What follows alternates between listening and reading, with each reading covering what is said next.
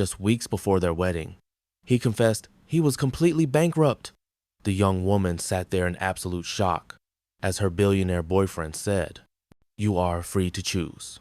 I will understand if you leave from a luxurious life of Maldives trips and Paris getaways, now forced to move into a rundown rental apartment." But the most horrifying truth was yet to be revealed when she decided to return to him after visiting her great aunt. A mind-blowing secret was exposed. It was all an act. He wasn't bankrupt at all. He was testing her loyalty, but why? The hidden story behind this will make everyone cry. Chloe sat across from Daniel, her eyes sparkling with joy. A radiant smile lit up her face as she anticipated their conversation about future plans, about the wedding that was only a few weeks away. It felt as if the entire world lay at their feet. Soft candlelight danced on crystal glasses, and hushed music lulled them, creating a sense of utter peace and serenity in the opulent restaurant. "My love, what kind of roses do you think would be best to decorate the ballroom?" Chloe asked, her voice like sunshine. "Pink for tenderness or white for grandeur? I want everything to be perfect." Daniel looked unusually pale and tense. He remained silent for a long time, fiddling with his napkin, avoiding her gaze as if bracing himself for something. At one point, he took a deep breath, his shoulders slumping.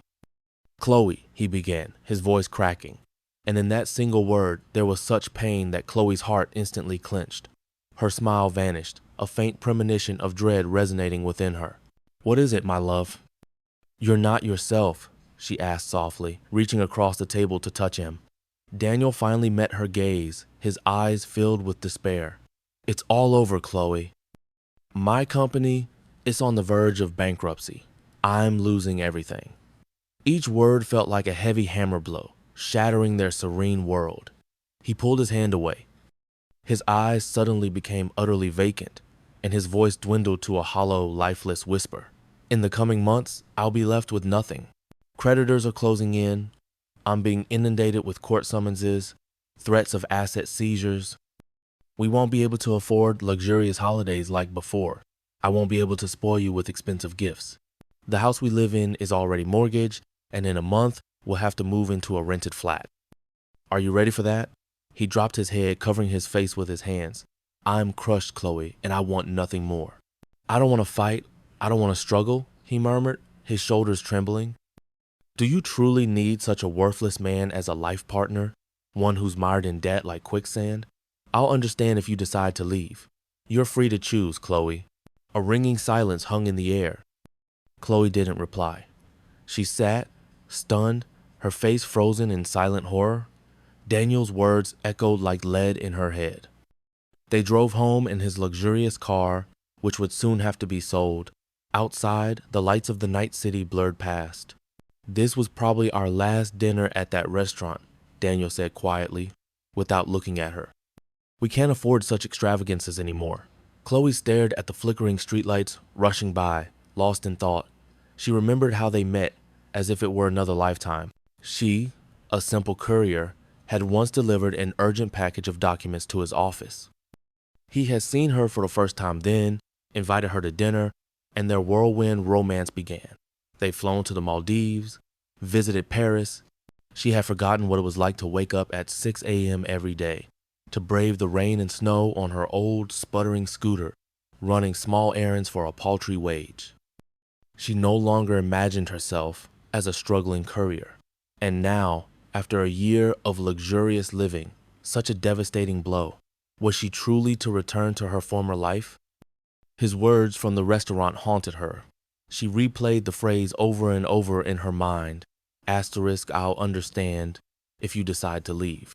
The next morning, as Daniel left the house, he glumly said, "Today will be a difficult day. I have to sign dismissal notices for half the company's employees, some of whom I've worked with for over 10 years. I don't know how I'll look them in the eye." His words struck Chloe like another blow. She watched him go, her heart aching for the man she loved, but at the same time, the thought of her own suddenly collapsed life gnawed at her. Unable to stay in the silent, empty house, consumed by uncertainty and fear, Chloe made a decision.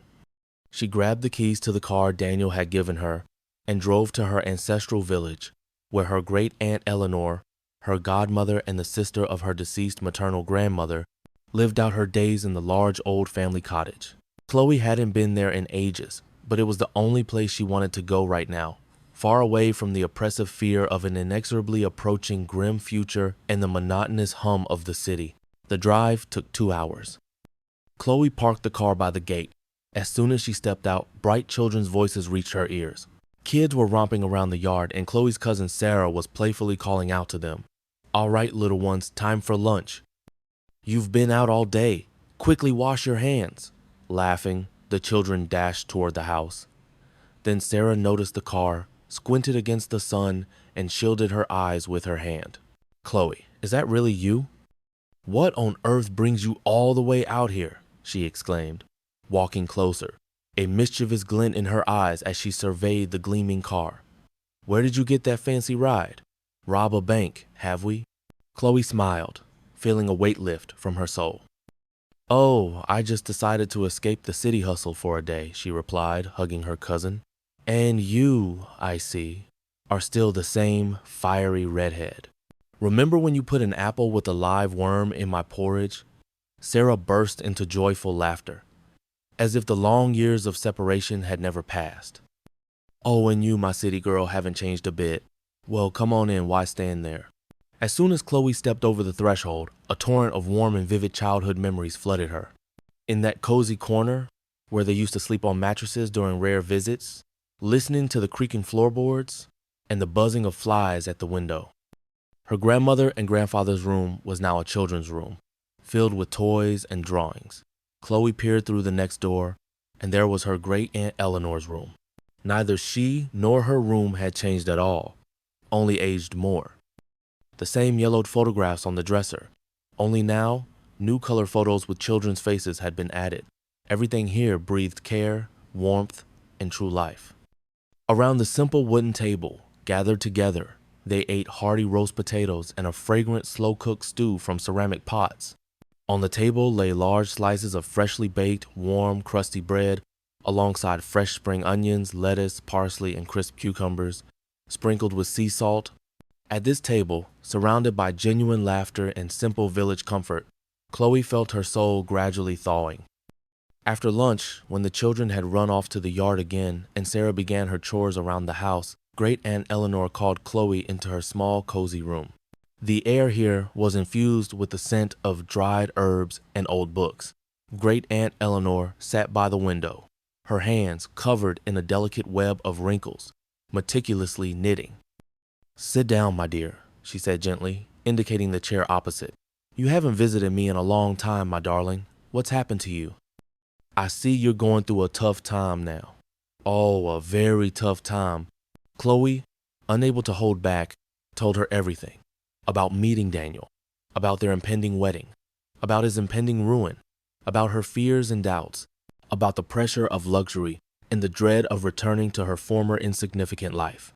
Great-Aunt Eleanor listened attentively, without interrupting, only occasionally stroking Chloe's hand. "You know, my dear Chloe," the old woman began. Her voice was quiet, but every word penetrated straight to the heart. "There was a time when your own grandmother, my late sister, was getting married. Your grandpa William had just returned from the war. Not at all like he left, broken, wounded. His soul had been scarred by everything he'd endured. Many people tried to dissuade her then. 'Who are you marrying? He's good for nothing now. He has no money, no joy in his eyes.' But what did she do? She loved him, and she said, 'My love will heal him. My hands will support him.' And she did heal him, day by day, year after year. She worked, she believed, she waited, and she brought him back to life. And when your grandfather got back on his feet, he turned out to be the most intelligent and capable man in the entire county. It was he who built this house with his own hands, and so strongly that it still stands, sheltering all of us." Great-Aunt Eleanor smiled, gazing out the window where the children were playing. "And look now, my dear," she said. "So many grandchildren, great-grandchildren. All of this is the fruit of her love, her loyalty, her courage that didn't fear hardship." She too could have thought of wealth then, of a much easier life, but she chose the person, and she never regretted it. Chloe listened, and Great Aunt Eleanor's words, like life-giving water, seeped into her weary soul. After bidding farewell to her relatives, Chloe prepared for the return journey. As a parting gift, she gave the children the treats she had brought with her, chocolate bars and a large bright building block set that made the boys' eyes light up. "Aunt Chloe, come again," the children cried joyfully, waving after the car until it disappeared around the bend. All the way to London, she pondered the story of her grandparents. That evening, Chloe pulled up to the grand mansion with its imposing gates. The trip to the village, Great Aunt Eleanor's words, the children's laughter, it all swirled within her, coalescing into a single resolve. She walked inside, and the silence of the luxurious hall met her, only intensifying the tension. Daniel was already home. He sat in the living room, his back to the door. His hunched silhouette was dark against the window. "Daniel," Chloe said softly. He spun around abruptly. His face was pale, his eyes red, and he looked as though he had spent the entire day in hell. "You came back," Daniel rasped. His voice was filled with such pain that Chloe flinched. "I didn't expect it. I thought you'd use your freedom. Today was so hard. I had to let go of half my people." He paused, his voice choked with emotion. "They looked at me like a traitor. My partners called, threatening, creditors. They're pressing hard. Chloe, tomorrow will be even worse. Everything is collapsing. I don't know how to go on. I have no strength." He lowered his head, sighing heavily as if the weight of the world pressed down on his shoulders. "We'll have to sell your car. And all of this," he added softly, barely audible, "we'll be left with nothing. Absolutely nothing." "Do you truly need such a pathetic man?" Chloe took a step forward. Her soul, filled with the wisdom of her great aunt, no longer knew fear. She walked to him, knelt before his armchair, and took his hands in hers. They were cold. "Daniel," she said firmly, yet with such tenderness that he looked up at her in surprise, "we don't need all this money. I don't need this luxury if you're not by my side. Do you hear? I don't need it. I know this now. All I need is your love. I will accept you as you are. Without money, without this house, without cars, I am ready to return to the life I lived before you. Ready to wake up at 6 a.m., to work as before. You know I can work." Chloe squeezed his hands. "We will overcome everything together, Daniel. I won't give up. I will be by your side, and I won't let you surrender. We will get through this. I am ready to start over, even in a rented flat, anywhere, as long as it's with you. We will build everything anew together." Her eyes shone with unwavering determination and love. "Just tell me you're with me, that you love me." Daniel looked at her, and his eyes slowly filled with something else, not despair, but incredible surprise, and then unbridled joy. He carefully freed one hand and gently touched her face. "Chloe, my darling Chloe," he whispered, and in his voice there was no trace of pain, only genuine happiness and astonishment. "My dear, my only one, there's no bankruptcy, no debts. Forgive me, Chloe, forgive me. I was so afraid, so desperate to believe that you were with me not for the money. You can't imagine how many women there have been in my life, including my ex-wife, who couldn't withstand the test of wealth." He took a deep breath, his gaze becoming more vulnerable. "And marriage, for me, is a step beyond, Chloe. I love you so much that I couldn't live knowing that one day you might betray me for money. That fear was simply consuming me." He lifted her into his arms and held her tightly. "We passed this test, Chloe. You proved that you are the one. And now I know that our love can withstand anything." He kissed her tenderly. "Will you marry me now, my dearest, most loyal and beloved? The wedding will happen, and it will be the most magnificent, because I am marrying the most beautiful-hearted woman in the world." Chloe and Daniel's wedding became a true event. The ballroom was awash in white and pink flowers, the very ones Chloe had dreamt of that fateful evening. Daniel, radiant with happiness, could not take his eyes off his dazzling bride, and Chloe, beautiful and inspired, seemed to glow from within. Among the guests, alongside Daniel's important partners and acquaintances, sat Chloe's own family. After the lavish celebration, gently holding Chloe in the bedroom, Daniel asked, "Where do you want to go for our honeymoon, my dearest wife? Choose anywhere, any place in the world." Chloe laughed. "I know one place," she replied, pressing close to him. "Somewhere where true feelings live, where there's no room for pretense." Daniel looked at her, puzzled. "To my family home," she said, looking into his eyes, and her voice held a wonderful warmth. "To Great Aunt Eleanor, to my cousin, and to her children." That's where true happiness is. And so it happened. The newlyweds spent their honeymoon not in the Maldives or Paris, but in the cozy old cottage in the village. Daniel, finding himself in such simple surroundings, observed the rural life with genuine interest. He helped Sarah fix things around the place, working with a hammer and plane, just as his father had taught him as a boy. Daniel personally repaired the leaning fence and mended the roof of the veranda. He played hide and seek with the children and listened with fascination to Great Aunt Eleanor's stories of life and love. Chloe saw in him a strong and caring man, becoming even closer and dearer to her. They lived days filled with laughter, long conversations under the starry sky, and simple joys. Daniel remembered that happiness is not measured in millions, and Chloe finally understood that her choice had been the right one. A month later, as they rested and re-energized, packed their belongings into the car, preparing to return to the city, a road crew pulled up to the house. Sarah, who had come out to see them off, noticed the vehicle and squinted. "Well, thank you, Daniel. Finally, they'll fix the road."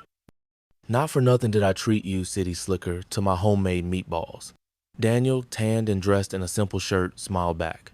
And Chloe, jokingly, said, hugging her cousin, "We'll find you a dashing husband too, Sarah." Sarah waved her hand dismissively, and they all burst into laughter together.